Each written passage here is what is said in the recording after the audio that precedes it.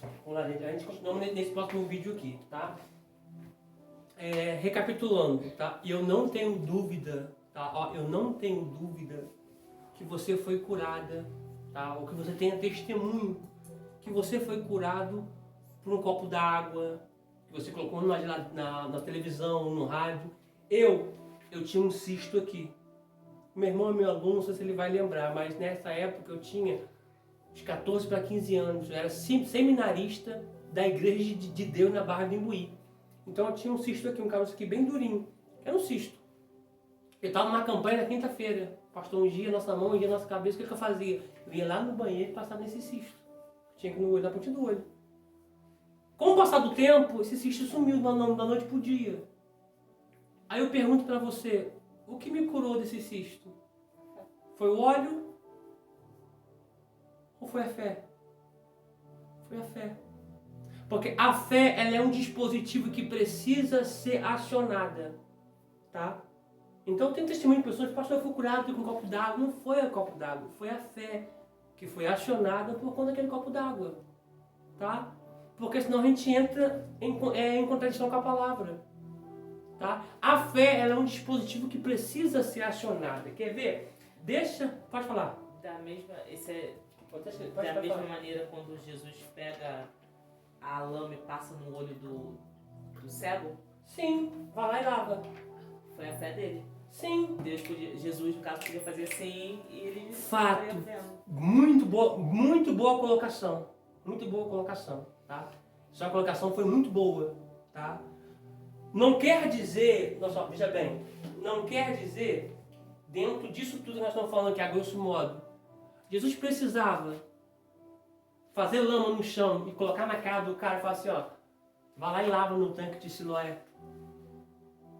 Isso é João 9. Vai lá e lava. Jesus podia estalar o dedo. Então fala assim, receba a vista, como ele fez com Bartimeu. Só que a gente precisa olhar assim, ó, Bartimeu, ele perdeu a vista porque a expressão diz que eu torne a ver. Então ele via, né?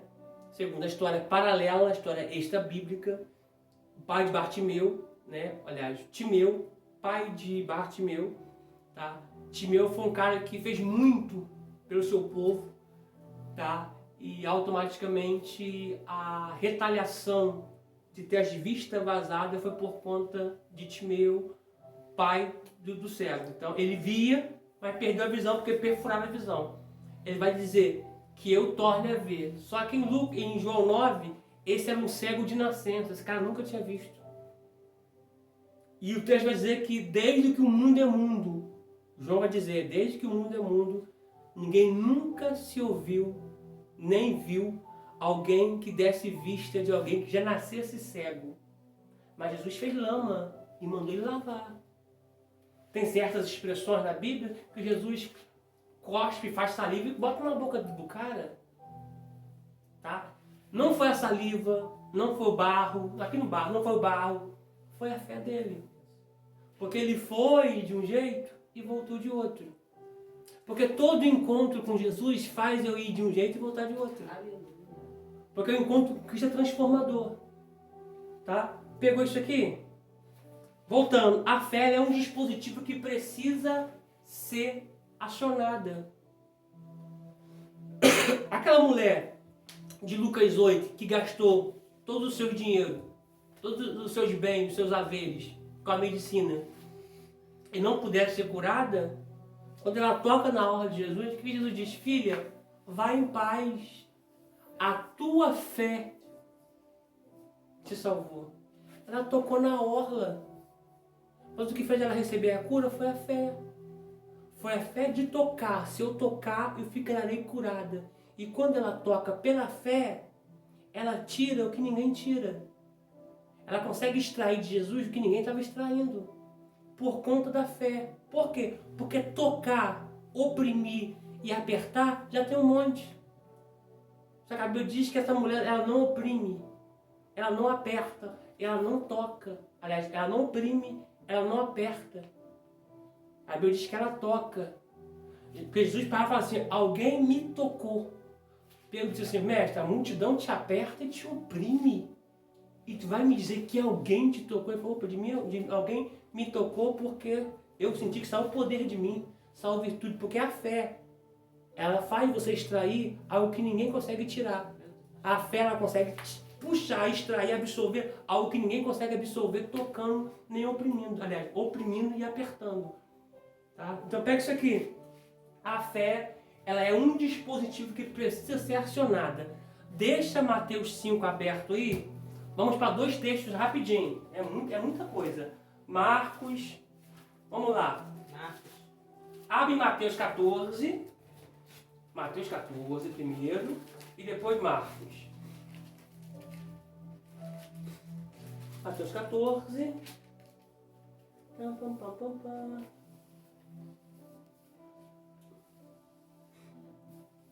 Abriu Mateus 14? Sim. Agora localize Marcos 4. Localize Marcos 4. É muito texto. Marcos 4. Primeiro a gente lê Marcos 4, depois a gente lê Mateus 14. Marcos 4, ó. Eu preciso contextualizar, então vou ler a partir do versículo 35. Marcos 4. É um texto muito familiar, nós estamos falando de fé, que a fé é um dispositivo que precisa ser acionada. Tá? Diz assim, ó, Marcos 4, 35 a seguir, mas o versículo que eu quero não é o 35, é um pouquinho mais à frente. Mas eu preciso criar um contexto imediato aqui. Vamos lá. E naquele dia, sendo já tarde, disse-lhes, passemos para outra margem. E eles, deixando a multidão, o levaram consigo, assim como estava, no barco, e havia também com ele outros barquinhos. E levantou-se grande temporal de vento, e subiam as ondas por cima do barco, de maneira que já se enchia de água. E ele estava na popa, dormindo, sobre uma almofada. E despertaram-no dizendo, mestre, não te importa que pereçamos? E ele, despertando, repreendeu o vento. Só uma observação aqui, essa expressão repreender aqui, dentro da teologia, dentro da angelologia, não se repreende algo de natureza física, humana.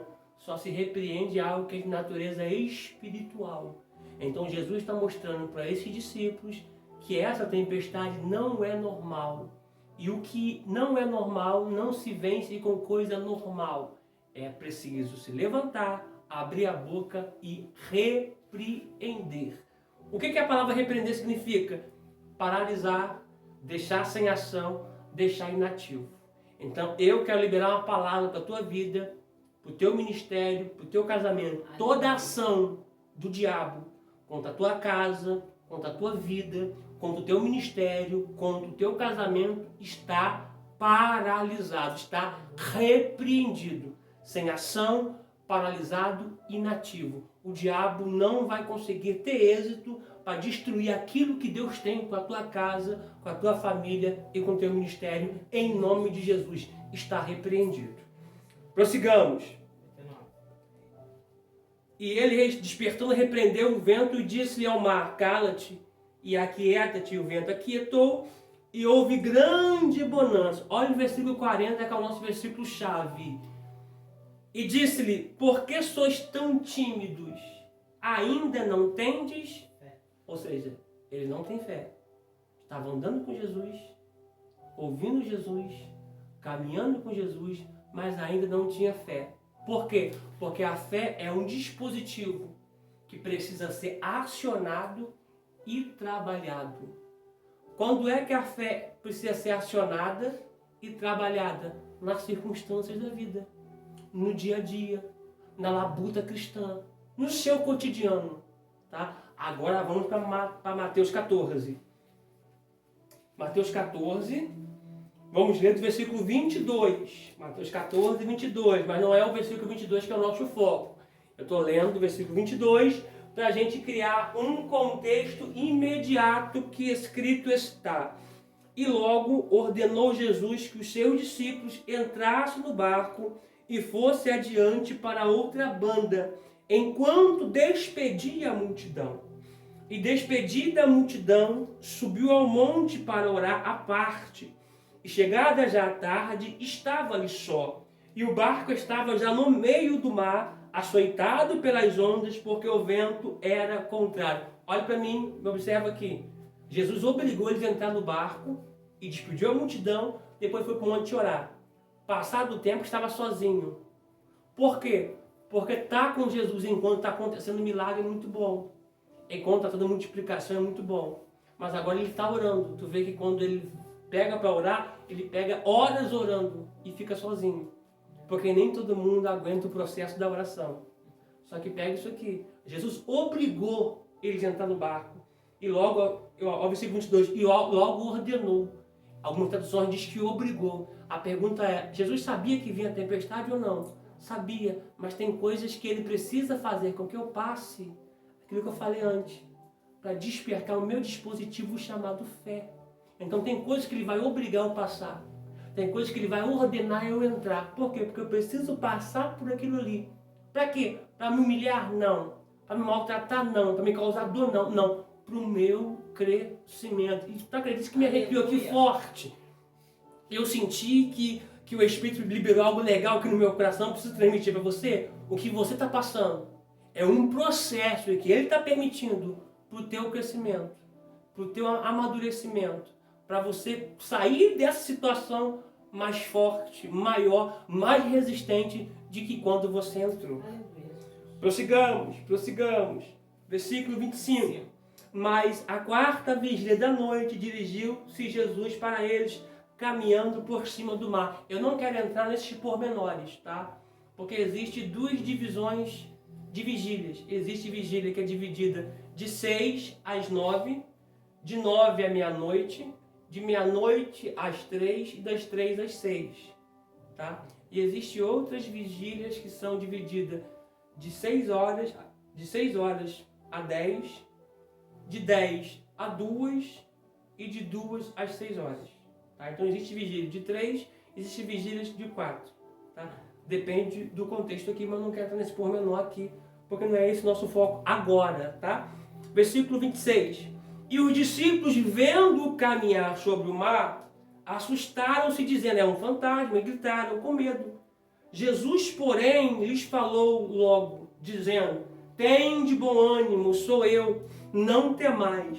Respondeu-lhe Pedro e disse-lhe, Senhor, se és tu, mandas-me ir ter contigo por cima das águas. E ele disse, vem. E Pedro, descendo do barco, andou sobre as águas para ir ter com Jesus. Mas, sentindo o vento forte, teve o quê? Versículo 30. Mas, sentindo o vento forte, teve medo. Então, o medo é uma porta para a incredulidade e uma porta para a falta de fé. O que fez Pedro ter medo? O vento. Ele sentiu o vento. Enquanto ele sentiu o vento, ele teve medo. Aí abriu uma porta para a incredulidade. Aí como ele teve medo, abriu a porta para a incredulidade, e começando a ir para o fundo, ele começou a afundar. Ele vai clamar dizendo, Senhor, salva-me. E logo Jesus, estendendo a mão, segurou e disse, homem de pouca fé. Homem de pouca fé. Ou de pequena fé. Por que tu duvidaste? Você observa fazendo um paralelismo entre Marcos 4, versículo 40 e Mateus 14, versículo de número 31, você vê que no versículo 40 do capítulo 4 de Marcos, ele não tinha fé. Já no capítulo de número 14 de Mateus, no versículo 31, agora ele tem. Pequena, mas tem. Você pegou isso aqui? A fé, ela é um dispositivo para que isso aconteça. Aqui é Pedro. Lá em Mateus 17, a gente precisa falar sobre isso aqui também. Mateus 17. Gente, já que a gente entrou, vamos entrar rasgado. Mateus 17. Pedro não vai estar nesse cenário aqui embaixo. O contexto imediato é que vai Jesus para o monte vai levar Pedro, Tiago e João. Só vai ficar 9 ali embaixo. Tá? Só vai ficar 9 ali embaixo. Tá? E automaticamente um pai vai trazer um filho para que os 9 ali pudessem expulsar, um dos 9 pudesse expulsar o demônio daquele filho, que feria aquele filho com pedras, aliás, que feria aquele filho na água e no fogo, que feria com pedra o gadareno, que feria na água e no fogo. Só que uma observação aqui, o projeto do inferno não era ferir, o projeto do inferno era matar. Só que o Deus que permite a ferida não permite a morte.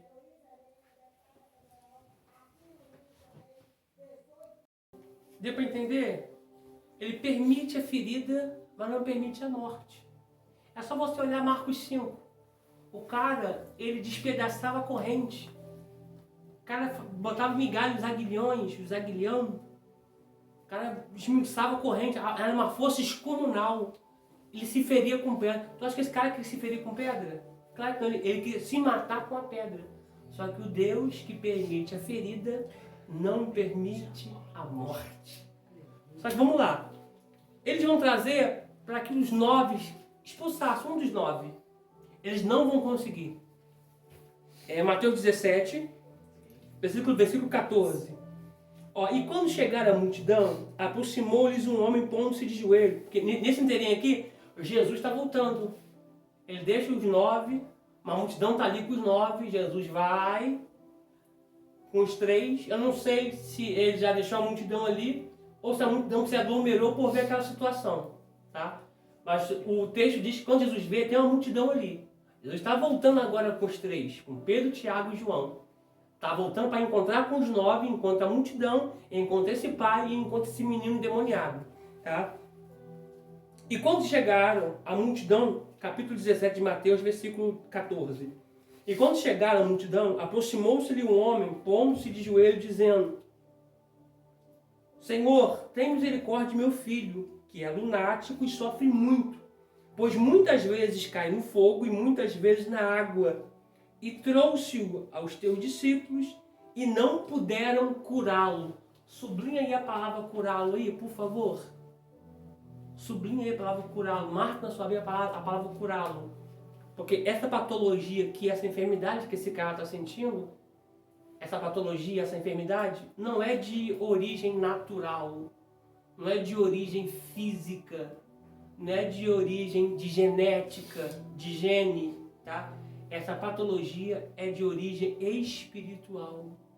E pega isso aqui é ferramenta espiritual que Deus está te dando.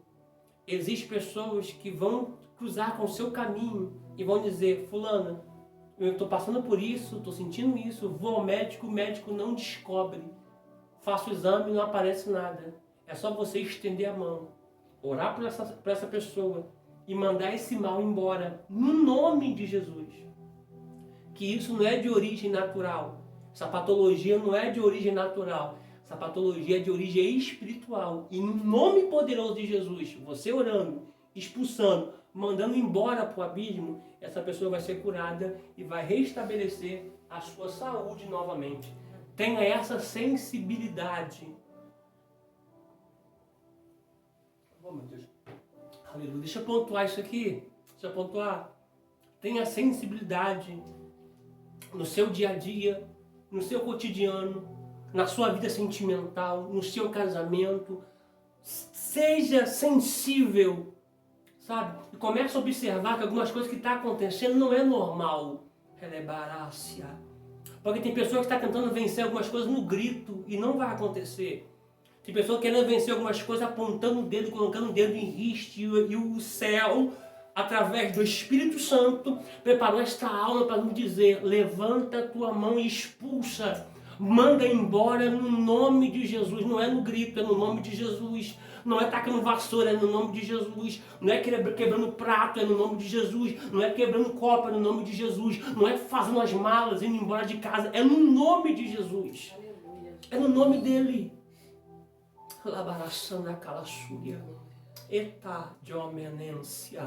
E o teu problema é que você tem aberto a tua boca para falar com quem não vai te agregar em nada. Se você tem falado para quem não tem uma vida espiritual, para quem não tem uma vida de exemplo, para quem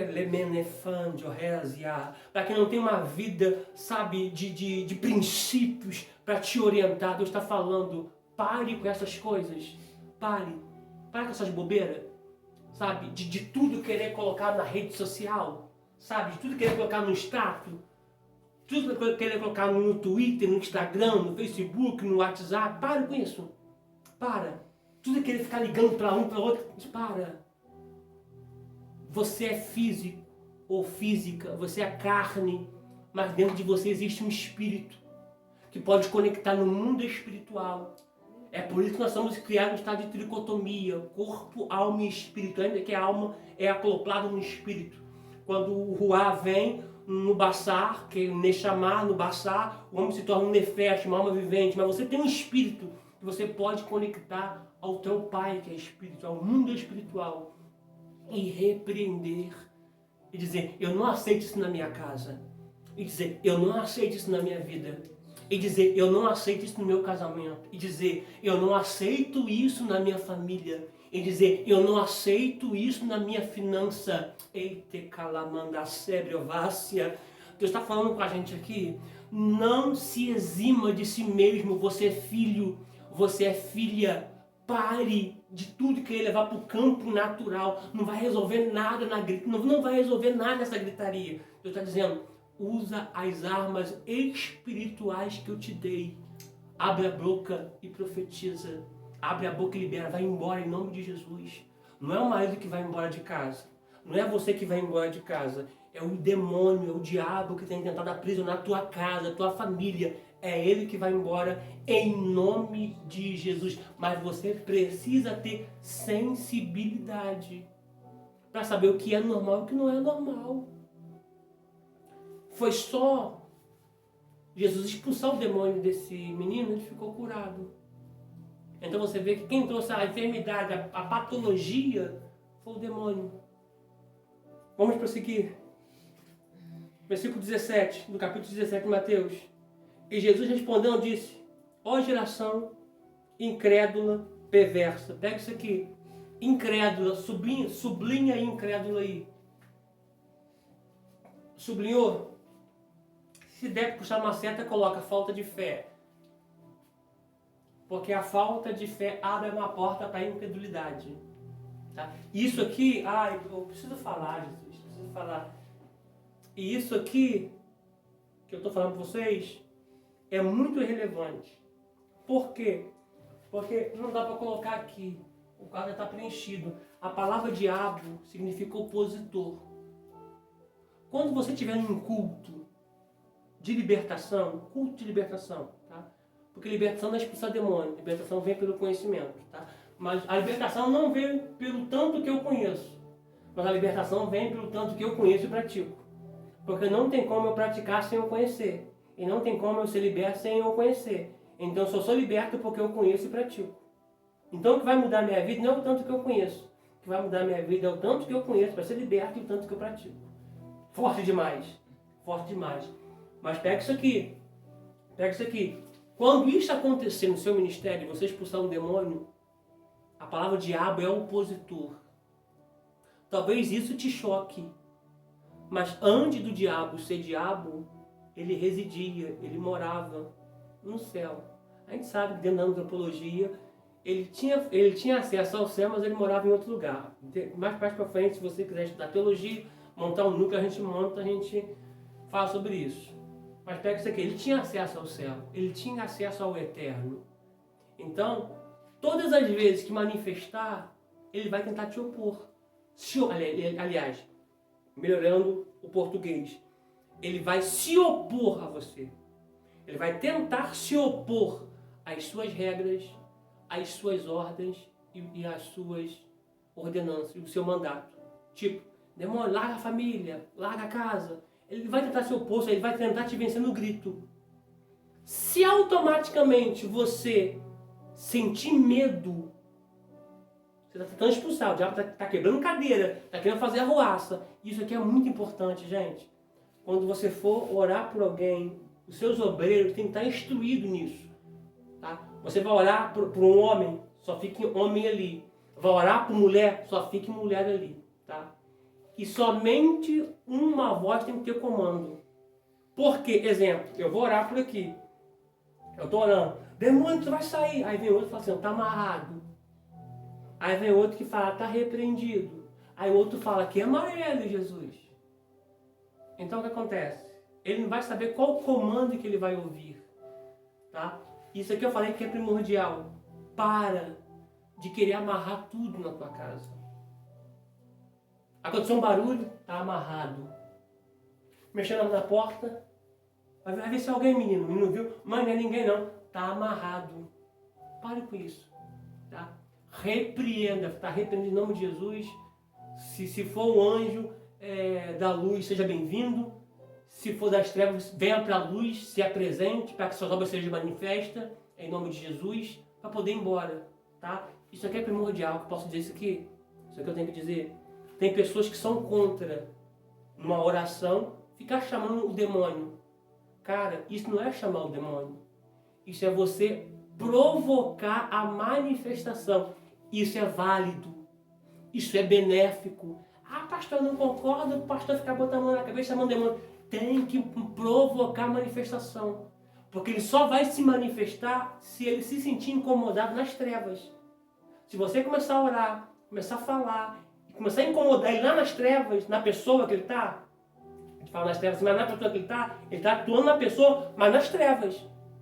Se você provocar, insistir, você vai trazer ele para a luz.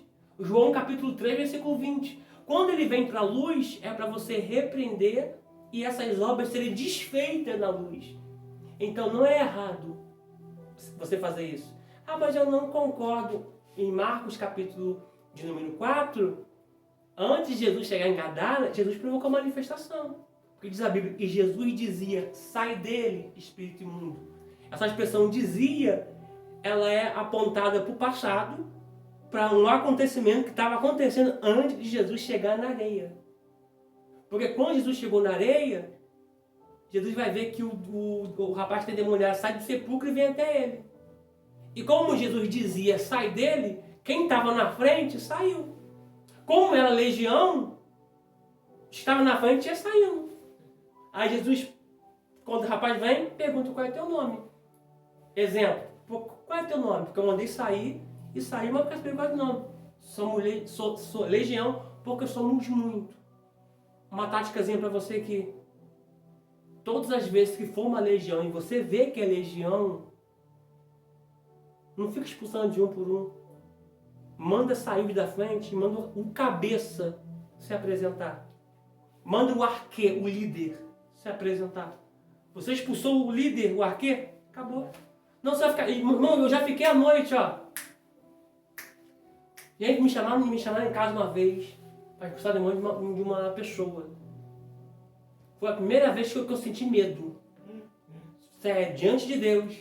Porque quando eu cheguei na porta com o carro, foi me buscar. Quando eu parei na porta, porque nenhum pastores em volta conseguiu expulsar. Quando me chamaram, eu cheguei na porta. E quando eu olhei, devia ter uns 6 a 8.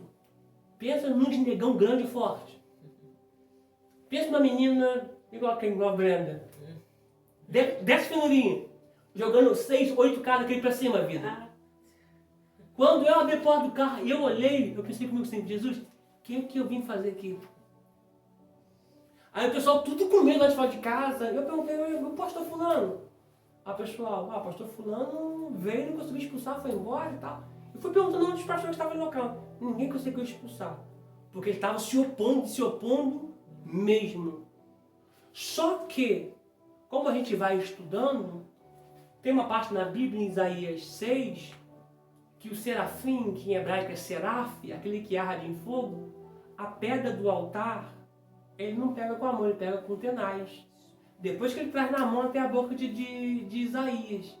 Mas essa pedra de fogo, se você vê Ezequiel, de número 28 e Isaías 14, principalmente em Ezequiel 28, que Deus fez chover um fogo sobre ele. Isso é uma pedra do altar de Deus que queimou Satanás antes da queda, né? Durante a queda. Então é fogo que queima fogo. Quando isso aconteceu, quando eu entrei por essa porta, eu fiz jus a essa expressão. Senhor, que um anjo pegue uma pedra do teu altar e traga até onde eu estou, Senhor, e queime esse demônio para ele ir embora, em nome de Jesus, da porta. Mas estamos mais ou menos de uns 4 a 5 metros. Demorou mais ou menos uns, por alto, a grosso modo, uns 15 a 20 segundos. Parece que nada está acontecendo. Porque os anjos, irmão, são rápidos, mas não são mágicos. Tá? São espíritos, viajam muito rápido de um lugar para o outro. Não são onipresentes, mas viajam muito rápido, mas não são mágicos. Quando eu falei isso, o demônio deu um grito. Berrou, que agora quer ir embora, Para quem não queria sair, agora quer ir embora. Porque é fogo que queima fogo. Tá? Só um pontuamento aqui. Eu tenho alunos nesse núcleo e em outros núcleos também de batalha espiritual que fizeram isso com demônios que manifestaram e não quiseram sair. Eles usaram essa expressão: Senhor, esse anjo está aqui para me servindo. Um deles, que ele possa viajar até a eternidade e trazer uma brasa viva do teu altar para queimar esse demônio. Queima, gente. Você vai ver o grito. Eu recebi vários testemunhos. Se você quiser, tem até áudio no meu telefone. Eu posso até colocar no grupo de pessoas falando: pastor, eu fiz, aconteceu. Pastor, eu fiz, aconteceu. Pastor, eu fiz, aconteceu. Porque é fogo que queima fogo. Se você for expulsar sem saber dessas coisas e você mostrar medo, entrar em incredulidade, aí você pensa: estou em pecado. E não vou conseguir expulsar. E discutir com a mulher cedo, pisei no rabo do gato, chutei meu cachorro, não vou conseguir expulsar. Aí você acaba dando a vazão para a incredulidade. Aí você não expulsa. Porque pega isso aqui, não é uma afirmação. É para a gente poder pensar. A ciência diz que quando você passa perto de um cachorro e você está com medo dele, você solta na sua pele um odor que o cachorro consegue perceber esse odor e te ataca porque ele sabe que você está com medo. Se o cachorro consegue perceber isso, imagina o inimigo da nossa alma, que é espírito. Deu para você entender isso aqui que eu estou querendo dizer? Deu para você pegar esse viés aqui que eu estou querendo te mostrar? Então vamos prosseguir aqui mais um pouquinho aqui. Tá? Então, um trabalho de libertação, tá? Somente uma voz de comando. Tá? E quando expulsar, dá destino. Não manda embora para onde veio, não. Porque às vezes alguém foi na macumba, fez um trabalho para vir para aquela pessoa. Aí você vai tirar essa pessoa e vai passar para outra. Manda para o abismo. Vai embora para o abismo em nome de Jesus. Amém? Alguma pergunta, vida? Não.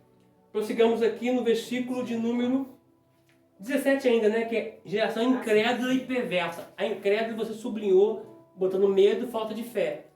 Perversa, sublinha também perversa. Porque o que é perversa? Perversa é quando eu posso fazer e não faço. É quando eu posso ajudar alguém e não ajudo. É quando eu posso fazer o bem e não faço. É quando eu posso socorrer alguém e não socorro. Aí me torna perverso.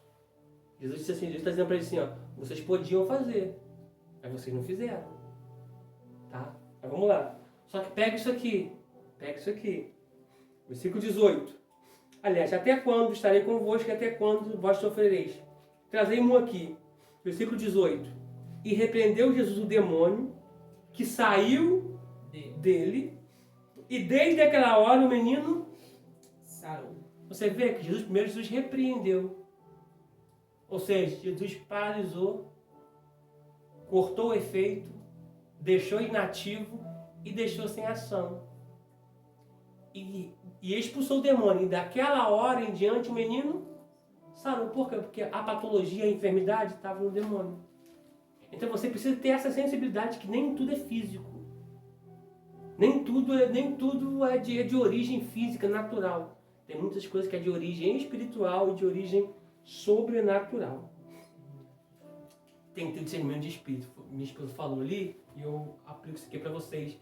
Nesse tempo do fim, o dom que precisamos ter, tá? Falo ter em geral, mas Deus me deu esse dom. É o discernimento de espírito. Tá? Gente, eu sou do manto. Eu gosto de pular, eu gosto da lugar. Eu gosto. Mas dentro de uma racionalidade. Tá? Eu gosto de dar lugar. Eu já fui em igreja de pregar e ver essa situação e Deus falar comigo, bota a mão e expulsa que é demônio. E botar a mão e expulsar o demônio dá o grito. Então a gente precisa ter esse discernimento. Para a gente saber aquilo que é de Deus e aquilo que não é de Deus. Ainda mais nessa hora do fim. Tá? 19. Ó, então, os discípulos, esses discípulos aqui não são os 12. Haja vista que os 12 estão ali. Mas são os 9 que não conseguiram expulsá-lo. Tá? Então os discípulos, aproximando-se de Jesus, em particular, disseram: por que não podemos expulsá-lo? Jesus lhe disse: por causa da vossa pequena fé. Olha para mim aqui, por favor, aluno de vida. Não é o jejum que expulsa demônio. O que expulsa demônios é no nome de Jesus. Mas para fazer isso tem que ter fé. E a fé é um dispositivo que ela precisa ser acionada. Como eu falei, no dia a dia, no cotidiano. Ou também eu posso acionar esse dispositivo chamado fé, que ela vai quebrar a incredulidade fazendo jejum e oração. Porque o jejum e oração vai mortificar a minha carne. Vai mortificar a minha carne. Vai me deixar mais sensível ao mundo espiritual. Então vai sobressair a minha fé. Eu já fiz 4 dias de jejum, sem comer nada. No terceiro dia, eu estava tendo visões, eu estava vendo muita coisa. Eu via frango assado correndo num monte. Eu falei, as pessoas que riam, mas eu estava vendo muita coisa, estava muito sensível. E o meu irmão é aluno, meu irmão lembra dessa época, a gente fizemos várias vezes jejum, ele, pastor Israel, evangelista Otávio, presbítero Wallace, a gente fizia vários jejum de 3, 2, 3, 4 dias, num monte direto. E a gente viu o sobrenatural, por quê? Porque o jejum e a oração, porque o jejum está ligado à oração, tá? E a oração está ligada ao jejum. Vai mortificar a minha fé e vai me deixar mais sensível ao mundo espiritual. E vai despertar mais ainda a minha fé. Uma observação aqui, não existe jejum de televisão. Não existe jejum de WhatsApp. Nem sei quanto tempo falta para a gente poder concluir esse vídeo ali, vida. Não existe jejum de telefone. Isso é propósito. É válido? É. Tudo que você fizer para se achegar, para se aproximar de Deus é válido. Só não é jejum.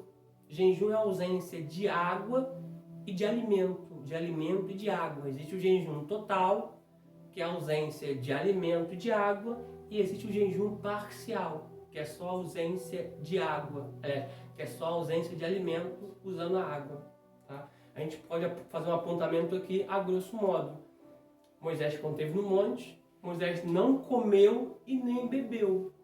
Elias, quando comeu aquela comida, aí já visto que foi uma comida espiritual, que primeiro trouxe um anjo, depois uma teofania, veio o anjo do Senhor, ele deu aquela comida, e com a força daquela comida ele caminhou 40 dias e 40 noites sem comer e sem beber.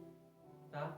Enfim, e Jesus, quando jejuou 40 dias e 40 noites, tendo terminado esse período, teve fome, não sede. Então, a maioria dos eruditos apontam que ele fez jejum parcial, tá? Somente com alimento sem água. Por isso que o diabo lhe oferece para que ele transforme pedra em pães. Tá bom? E outro pontuamento aqui. Jejum não é para expulsar demônio. Jejum é para mortificar a minha carne e aumentar meu dispositivo chamado fé e me tornar sensível ao mundo espiritual. Porque se jejum fosse para expulsar demônio, Jesus ficou 40 dias de jejum. O diabo estava lá todo dia. É só você ler Marcos 4, você lê Mateus 4, você lê Lucas 4 e você lê Marcos também. Marcos e Lucas vai dizer que todo dia estava lá. Então o jejum não é para expulsar demônio. O que expulsa demônio é o nome de Jesus. Falado? Tá? Então Jesus respondeu, versículo 20.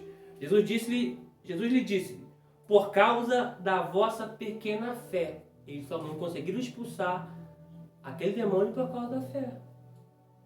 Porque ficaram incrédulos. Aí não conseguiram expulsar demônio. Tá?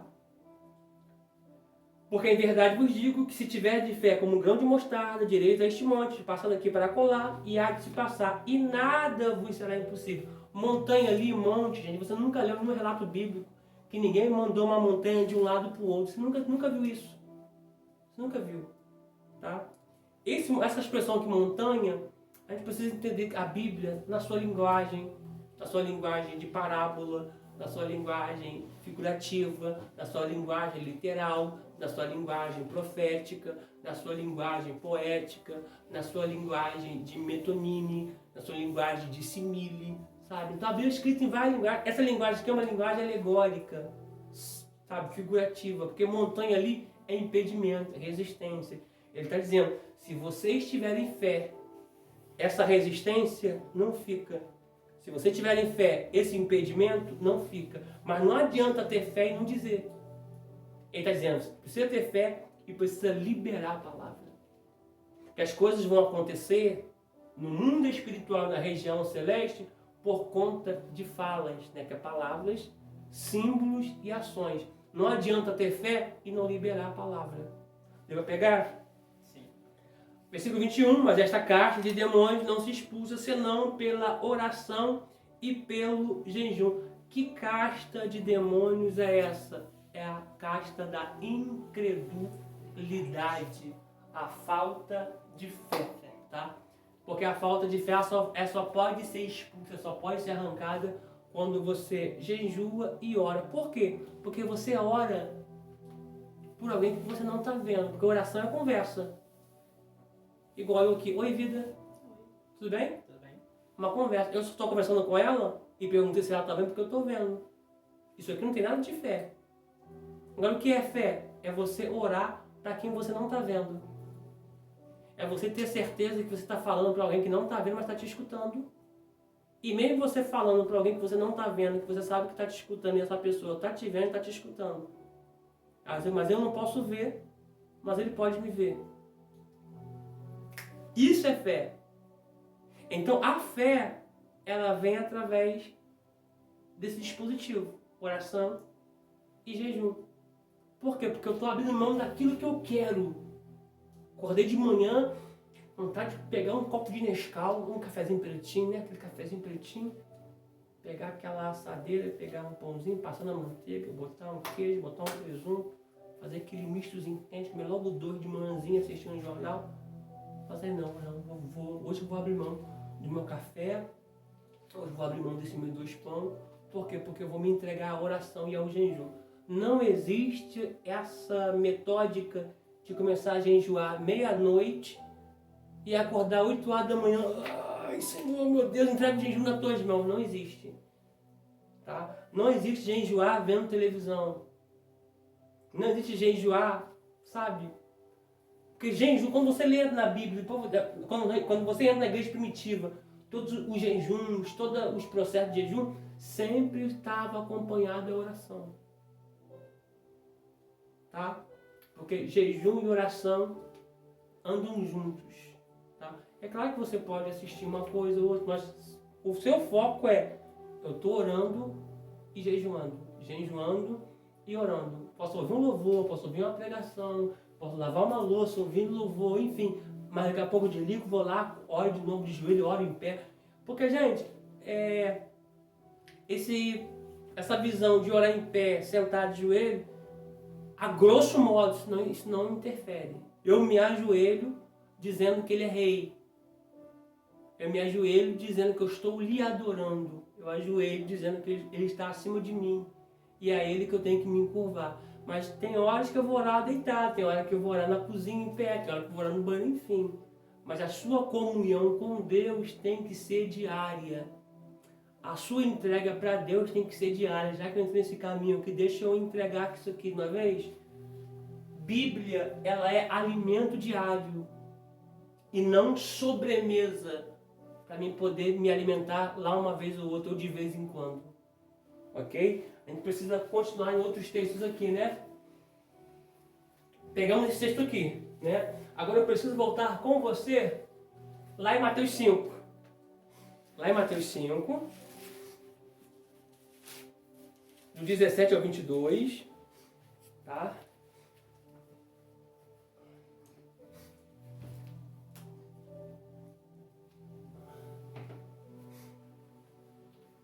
Mateus capítulo 5, a gente vai ler do 17 de novo a seguir. Depois a gente vai ler Tiago 1, 22 e Lucas 10, do 25 ao versículo 28. Mas a gente continua no próximo vídeo.